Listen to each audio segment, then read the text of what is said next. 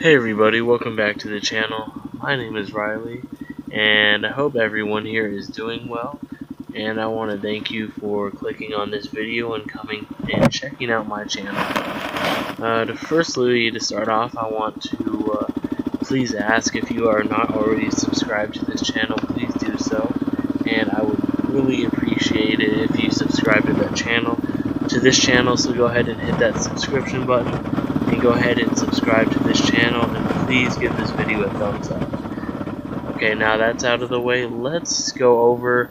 Now this is kind of a longer video, it's about 15 minutes, so we're gonna have to make this kind of like a vlog type video here.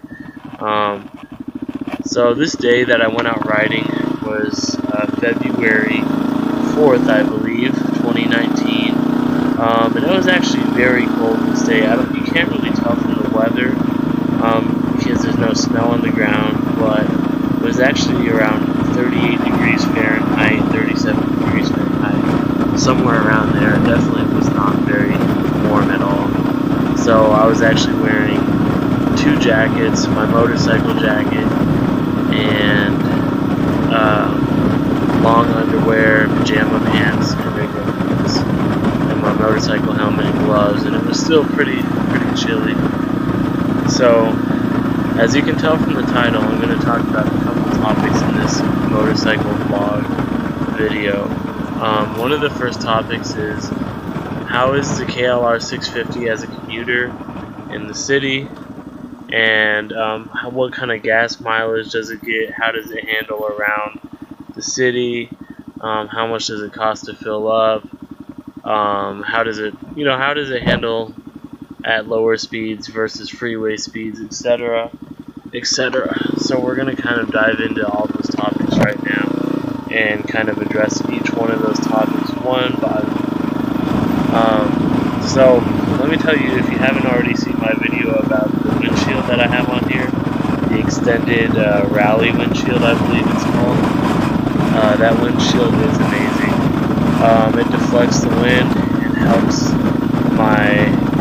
with the buffeting and a lot less helmet shake when I put that windshield on. So if you haven't already gotten an extended windshield, they make them for Gen 1 and Gen 2 KLR 650s. I definitely recommend looking into an extended windshield if you do a lot of freeway or street driving where you're going faster than trail speeds. So that's that. So a lot of people want to know if the KLR 650 is good for commuting. Now I average about 50 miles per gallon with the KLR 650. Sometimes I can get a little higher. Say I'm driving 65 miles per hour on the freeway, I can get up to 55, 60 miles per gallon on the KLR 650. But obviously the faster I drive on the freeway, the less miles per gallon I get. That's just how it works, right? But I would say altogether, on average, I average about 50 miles per gallon on this motorcycle. I can drive about 230 to 240 miles on one full tank of gas. Now mind you, I do have the desert tank, which has over like 6.5 gallons of gas, I believe. I believe it's right at around 6.5 gallons of gas. So I can drive around 240 to 250 miles on one tank of gas. So that's pretty awesome because that lasts me about 2 weeks if I'm just using my bike to commute and I'm not taking any long trips.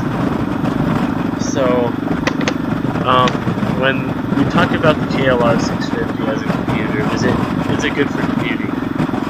Overall, I would say yes. It's not the best commuter motorcycle, but it's great if you can use it to commute on the weekdays and go trail riding on the weekend.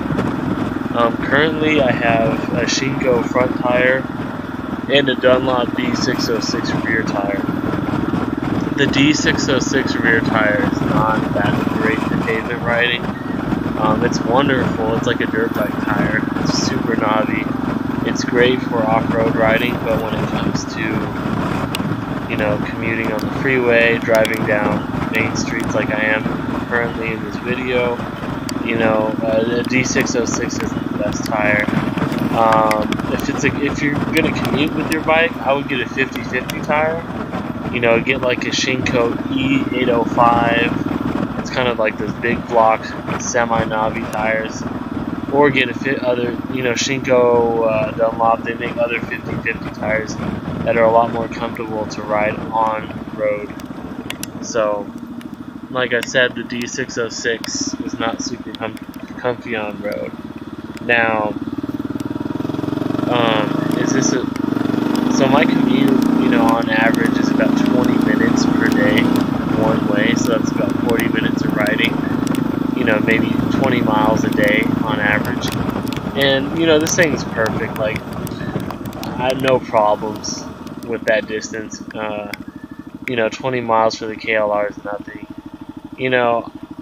People ask me, like, what I would call, like, the max commuting distance I would use the KLR for. And I don't think I would like to ride it more than, like, say 50 an hour one way to work. If my commute to work was more than 1 hour one way, so 2 hours, over 2 hours total of driving, I don't know if I'd like commuting on the KLR, but if your commute to work is less than 1 hour one way, then I think the KLR is a great bike for that. Anything more, then I would look into getting a more comfortable street-orientated bike. But for less than an hour, you're pretty good with this bike. Now, if you're never going to go off-road, like a lot of people, some people buy the KLR, they never go off-road. You can obviously put like a street tire, like a slick tire, like you see on the Supermotos and the, the Ninjas and the stuff like that. You can definitely put a slick tire on here, and it will make your ride a lot more comfortable versus a knobby tire, obviously. But then you lose the traction off-road, so it's kind of like, do you want to be good off-road or on-road? Or you can do what I do and just get a 50/50 tire. Once my D606 wears out, I'm going to buy a 50/50 tire, and so it's a little more comfy on-road, but with some off-road capabilities as well. So the 50/50 tires are definitely something that you can get the best of both worlds with. So there's lots of different options out there. So that's what I would recommend, honestly, for the KLR, because most people that do have KLRs, they do take them off-road, at least once in a while. So getting a good 50/50 tire is definitely something to look at. Now, what else was I going to talk about? I talked about miles per gallon. Oh yeah, freeway speed. So the majority of the roads I use to commute to my work are range from 30 to 50 miles per hour. So I'm not going super fast. So the highest I'll ever go is 55. But a lot of people wonder if the KLR is good on the freeway. So that's another kind of double-edged sword question. The KLR 650 is okay on the freeway. I think stock, it's not geared correctly for the freeway. I still have my motorcycle geared stock, so I probably would have to change it a little bit. But what I mean by that is, when you're going 70, 75 on the freeway with this motorcycle, it feels like it's straining a bit. It feels like it's having a hard time, staying at that speed. I could reach probably 90 on this bike, maybe 100, but it's pushing it a lot. So if you re-geared the motorcycle with different sprockets, then you could definitely achieve better freeway speeds more easily. I don't think more easily is a way to say that. But so yeah, if you re-gear it with better sprockets, you can definitely get freeway speeds easier. But the way it's set up when you first buy it, completely stock, you can still go on the freeway. I can still go 70, 80 on the freeway. It's just not. It just doesn't feel super duper comfortable. It feels like the bike is being strained a little bit. know, obviously it can handle going 70, 80 on the freeway, but it just doesn't feel super good. Now I'm sure if I had slicks on the front and the back, you know, 100% street tires, it would probably be a much smoother ride, but in reality, I'm going to have enduro tires on it because it's an enduro bike. It's not a supermoto, so that's just the way I see it.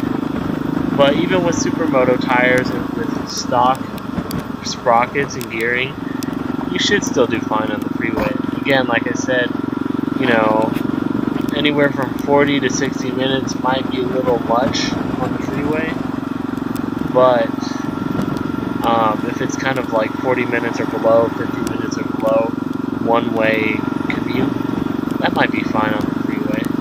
But me, I'm taking these, you know, side roads. They're main streets, but they're not like freeways. So you can still, like, you're still driving around 50 to 55 miles per hour, which is not bad. And it has absolutely no problem, you know, with those speeds.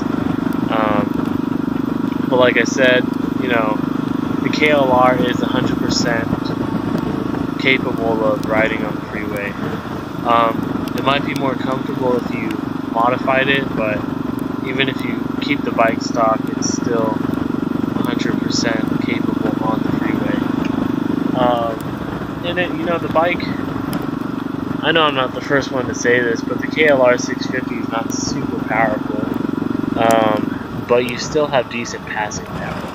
Like if I want to get out of the way of a car or go around a car, the KLR 650 has no problem in the power department of going around, or, you know, cars or anything. Like I said, it's not super powerful, but it's got enough power. Let's say that. And I'm around 200 pounds, so, you know, I'm not a super lightweight person, so even with just me on it, I still got a decent amount of power. People are going to ask for some mods you can do to make the bike more powerful. I put an aftermarket exhaust on there. I don't know if it's just in my mind and the sound of the bike sounds better and I think it's more powerful, but I think once the aftermarket exhaust was put on there, I did decrease some power. You can look them up online. Just Google KLR 650 aftermarket exhaust, and I think adding an aftermarket exhaust makes the bike sound way better. It makes it so people can actually hear you before they see you coming, and it does add a little power. One more little tip I'm going to throw in this video before the video is over is I'm a big believer in seafoam. I don't like using any other gas cleaners, but I am a big believer in seafoam. So anytime I fill up my tank with gas, maybe every other tank of gas, I put a whole bottle of seafoam in it.